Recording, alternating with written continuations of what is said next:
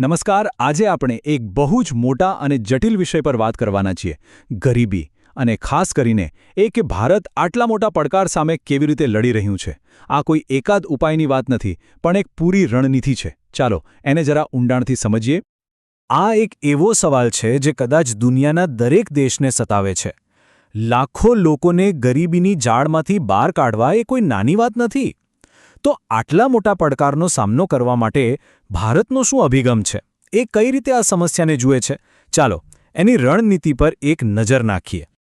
અહીં સૌથી પહેલી અને મહત્વની વાત સમજવા જેવી એ છે કે આ કોઈ એક જાદુઈ છડી નથી.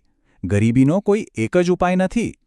એટલે ભારતનો જે અભિગમ છે, જેને ગરીબી નિવારણ કાર્યક્રમ તરીકે ઓળખવામાં આવે છે, એ ખરેખર તો ઘણી બધી અલગ અલગ યોજનાઓનું એક સંગઠિત સ્વરૂપ છે, જે ગરીબી પર ચારે બાજુથી હુમલો કરે છે.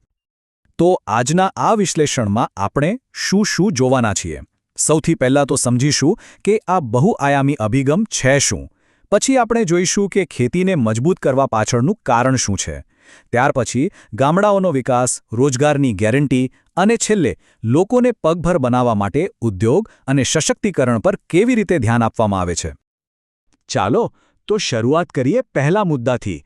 આ બહુઆયામી હુમલાની યોજના આને એક મોટી છત્રી જેવું સમજો, જેની નીચે ગરીબી સામે લડવાના બધા જ પ્રયાસો ભેગા થાય છે. દરેક પ્રયાસ સમસ્યાના એક અલગ પાસાને નિશાન બનાવે છે. આખી રણનીતિને સરકારના એક ટૂલબોક્સ તરીકે પણ વિચારી શકાય. જેમ કોઈ કારીગર પાસે દરેક કામ માટે અલગ અલગ ઓજારો હોય છે, બસ એ જ રીતે સરકાર પાસે પણ ગરીબીના અલગ અલગ પાસાઓ માટે જુદા જુદા કાર્યક્રમો છે. કેટલાક રોજગાર આપે છે, કેટલાક ખાવા પીવાની સુરક્ષા પૂરી પાડે છે, તો કેટલાક લોકોને પોતાનો નાનો મોટો ધંધો શરૂ કરવામાં મદદ કરે છે. હવે બીજો મુદ્દો, ખેતી. ભારતની મોટાભાગની વસ્તી તો ગામડામાં જ રહે છે અને એમનું જીવન સીધું ખેતી સાથે જોડાયેલું છે. એટલે એ તો સાવ સ્વાભાવિક છે કે ગરીબી સામેની લડાઈની શરૂઆત ખેતરોથી જ થાય.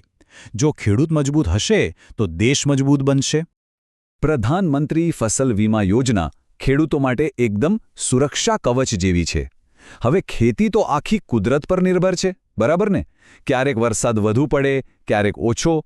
આ યોજના એ સુનિશ્ચિત કરે છે કે જો કોઈ કારણસર પાક બગડે તો ખેડૂત આર્થિક રીતે તૂટી ન જાય અને તેને સમયસર મદદ મળી રહે.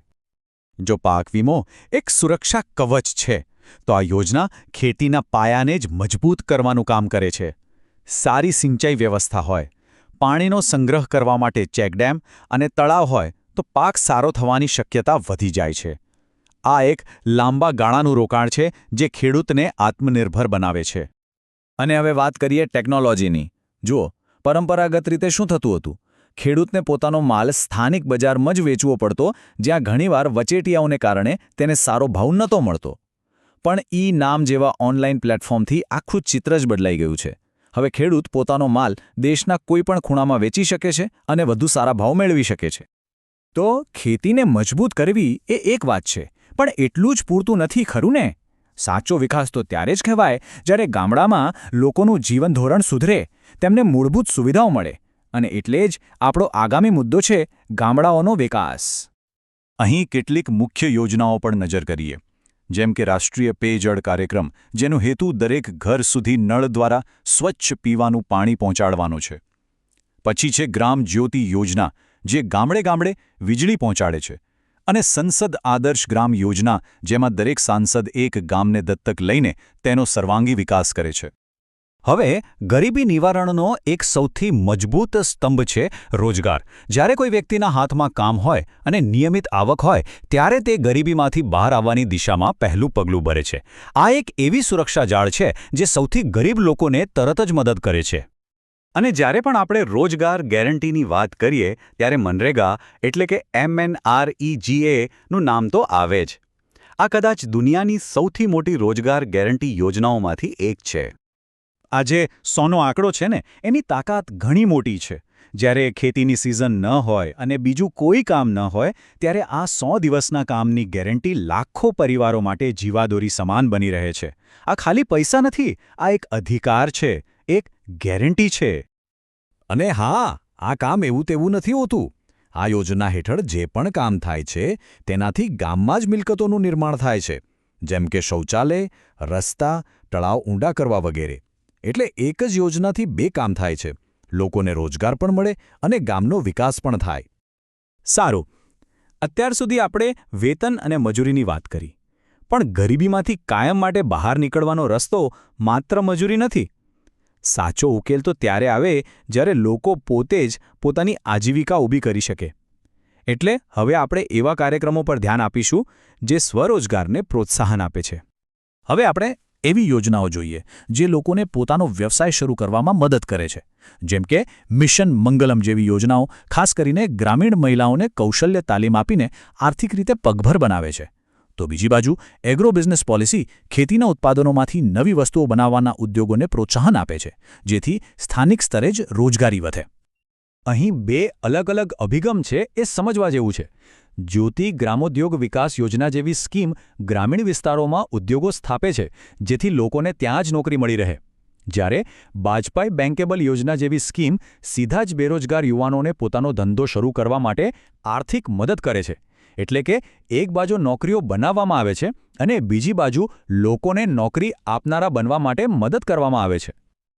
ટૂંકમાં આ બધા કાર્યક્રમોનો સાર એ જ છે કે લોકોને માત્ર આર્થિક મદદ જ નહીં, પણ તાલીમ, કાચો માલ અને ટેકનોલોજી જેવી જરૂરી વસ્તુઓ પણ પૂરી પાડવી, જેથી તેઓ પોતે જ પોતાના પગ પર ઊભા રહી શકે અને નવા સ્ટાર્ટઅપ્સની શરૂઆત થાય. તો આપણે ખેતી, ગામડા, રોજગારની ગેરંટી અને સ્વરોજગાર આ બધા અલગ અલગ ટુકડાઓ જોયા. ચલો હવે આ બધાને જોડીને એક મોટું ચિત્ર જોઈએ કે આખી રણનીતિ કેવી દેખાય છે. અત્યાર સુધી આપણે જે પણ વાત કરી એ આ સ્ત્રોત પર આધારિત છે. અને આ દસ્તાવેજ પોતે જ એ વાતની સાબિતી છે કે આ કોઈ એક વિચાર નથી, પણ ગરીબી જેવા જટિલ પડકારનો સામનો કરવા માટે બનાવેલી એક બહુ જ ઊંડી અને વ્યાપક યોજના છે. તો આખી વાતનો સાર શું છે? 4 મુખ્ય સ્તંભો છે. પહેલો, ખેતી, જે આપણો પાયો છે એને મજબૂત કરો. બીજો, ગામડામાં વીજળી, પાણી, રસ્તા જેવી સુવિધાઓ ઊભી કરો. ત્રીજો, રોજગારની ગેરંટી આપીને એક સુરક્ષા કવચ પૂરું પાડો. અને ચોથો, લોકોને પોતાનો વ્યવસાય શરૂ કરવા માટે પ્રોત્સાહન આપો. આ ચારેય સાથે મળીને કામ કરે છે. અને હવે અંતમાં એક મોટો સવાલ.